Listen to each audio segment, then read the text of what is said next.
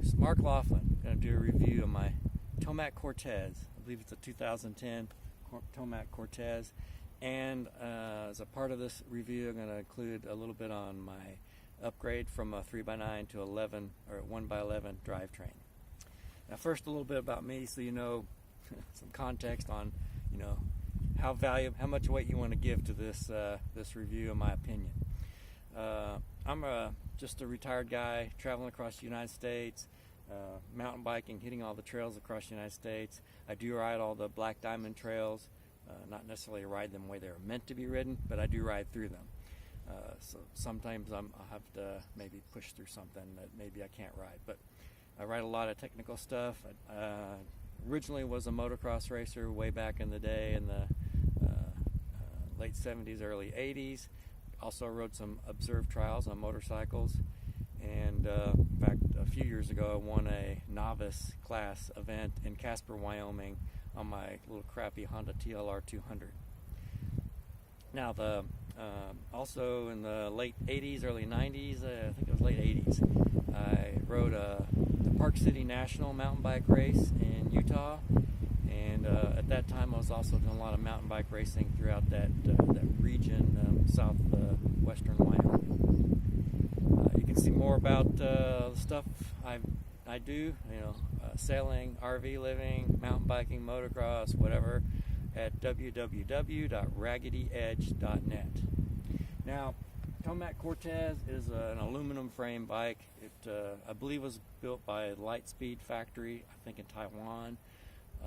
It's designed by John Tomac, of course, and the frame itself weighs, I think, 3.4 pounds. It has FSA cranks, and I'm running Wellgo flats on it, which I really like. They're fairly short, so they'll extend too far beneath my foot, so rock strikes aren't too bad. And they also, I use it in kind of the style like with the Catalyst pedals, if you've read anything on those, where you run your foot in the middle of the pedal and at the balancing point.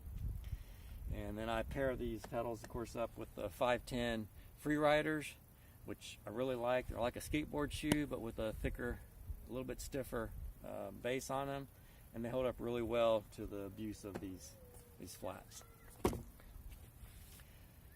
Now, riding with the flats like that kind of gives you almost a recumbent bike feel. So it's almost like you're a little bit like you're pushing forward when you're pedaling, and uses some of the major muscle groups, which is the theory behind the Catalyst pedal technique. I did ride clipless for a while, and I just like being able to get my feet on and off the bike easily and fast, take a dab, or if I bail off the back of the bike, if I manual and mess it up and need to bail off the back, it's easier to get free and get away from the bike. Now this Tomac Cortez has 26-inch wheels. I'm running Vuelta Pro Superlight rims, pairs up for a very light assembly. It's got the blade spokes on it, which I've had to replace most of those, as well as the nipples. I've had some corrosion issues with the nipples where they met. They were originally were aluminum nipples, and I replaced them all with brass nipples. I'm running them with Bontrager XR3 or XR4 tires, which is kind of a lightweight cross-country tire, not too aggressive, but I find that usually I don't think a big knobby is that necessary unless the dirt's really, really loose. Now, I also run pretty lightweight tubes, so I'm not, of course, not running a tubeless system. It's still old school tube tires, and I like to keep the weight low on my wheels. Now, motocross, we used to talk about unsprung weight. That is the weight of your wheel systems that had to move so that the suspension could do their job. And so keeping the weight of your wheel assemblies on a motocross bike was pretty important. And I think that applies as well to a mountain bike for the suspension part, at least, and then also for the rotational mass, for accelerating that rotational mass. So I think that this bike has kind of a very it accelerates very easily, because I think the 26-inch diameter and low weight. whereas a 29-inch wheel, you got your weight out a little bit further and a little bit more rubber there, so it's a little more weight, and so it takes a little more to accelerate that. Now, of course, the advantage of the 29ers, besides having that bigger wheel that can gap rough terrain, it also is a mass that once you do get it going, it has more momentum to carry you over stuff. So there's trade-offs one way or the other. I use this, ran into some really gnarly rocky sections at Purgatory Creek up in San Marcos, Texas. There was a trail called Dante's Trail, and it had a section that was normally you might call it a rock garden. It was more like a rock jungle. It was almost boulder-like, very, very rough. I was able to clean them downhill, not all of it uphill. Very well worth checking out, though, if you're into the rock garden stuff. And I like the short wheelbase bike, the lightweight, quick handling of the 26-inch Tomac Cortez. It feels like a BMX bike compared to the 29ers that I've ridden. I'm running ODI trolley grips on the handlebars, and I've got a shorter steering stem than what the bike came with, shortening it up a bit, and of course, got the RockShox Reba Race on the front. There's I think 100 millimeter travel, so it's pretty lightweight by modern, or short travel by modern standards. But I feel like I've really got the front suspension on this dialed in good for what I have, and I really like the way it works. It's got the Avid Elixir disc brakes, front and rear, hydraulic disc brakes, which back in the day, having ridden the rim brakes, really digging disc brakes.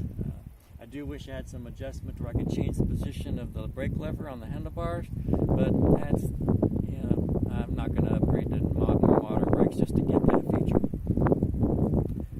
I do have a bleed kit for it, and I probably need to use it. Sometimes my rear brake gets a little mushy and I have to kind of pump it up, and not too often, but occasionally I have to do that.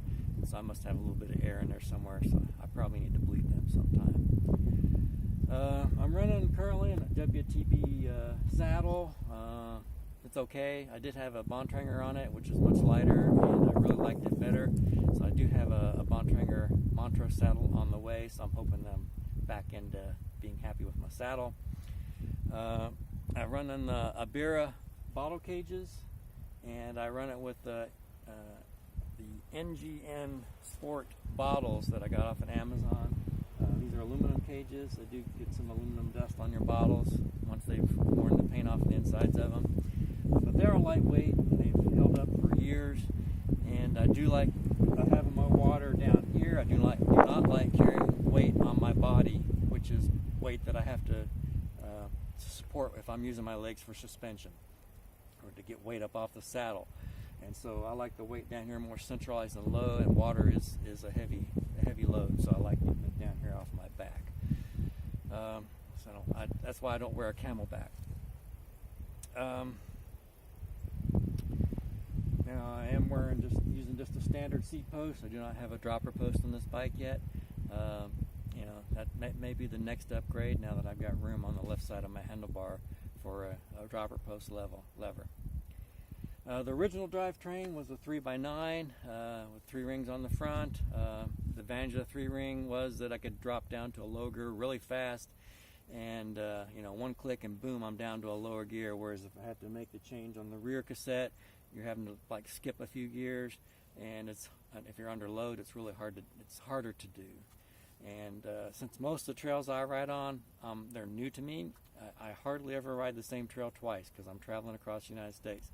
So it's pretty common for me to come all around a turn and boom, there's a punchy climb that I got to make, and I need to drop down to a lower gear. And so with the 3 rings on the front, it was nice to be able to click, boom, down them on a lower front ring, and making the climb really fast without having to shift on a rear cassette while under load. Now, if you're riding the trail a lot, you get familiar with the trail. Of course, you can come around that same turn, and you will know in advance to downshift and make that shift on your rear derailleur. But I do like, my goals are with the 1x11 is to greater ground clearance. I've knocked a lot of teeth off my my chain rings before. Had to replace them pretty frequently for that.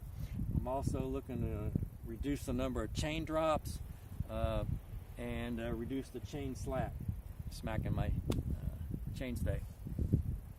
Now my 1x11 conversion, I use the pretty much all Shimano components except for the chain. The chain is a SRAM 11-speed chain.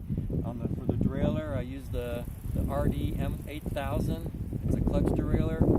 I use the medium cage, and I'm using the XT SL M8000 shifter, which I really like. It's a much has a bigger click, more distinctive click than my old shifters did.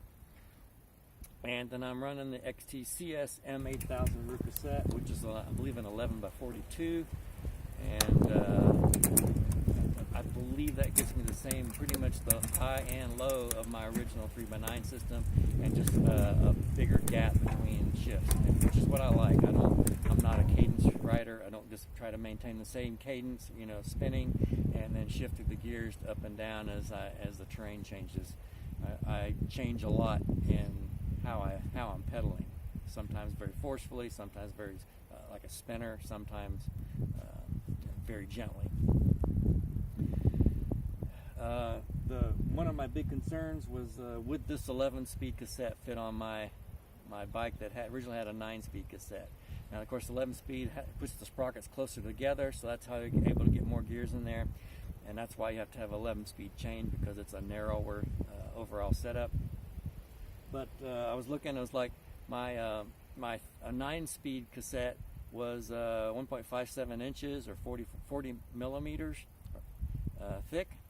And this one, when I got it, I looked at it, I was like, oh, gosh, it's almost a ½ inch thicker. There's no way that's going to fit on there. Maybe it's 3/8 inch thicker, but taller. And then I was looking at it, and I was like, oh, that this big sprocket here actually extends over into the hub area a little bit, kind of about where the dork disc might be. If you still got your dork disc on, you'll have to pull that off to get this to fit on there. It's running, I'm running a 50/50 32 tooth narrow wide chain ring on the front. It's the 104 millimeters nut bolt spacing on that. And if you're familiar with a narrow wide, the chain, the sprocket teeth, one is narrow to fit into the narrow part of the chain, and one is wide to fit into the wide part of the chain, the wider part of the chain. So it really grips that chain. I do not see this jumping off of there very easily at all. So currently I'm not running a chain guide. We'll see how it goes. If I need to, I'll put a chain guide on there.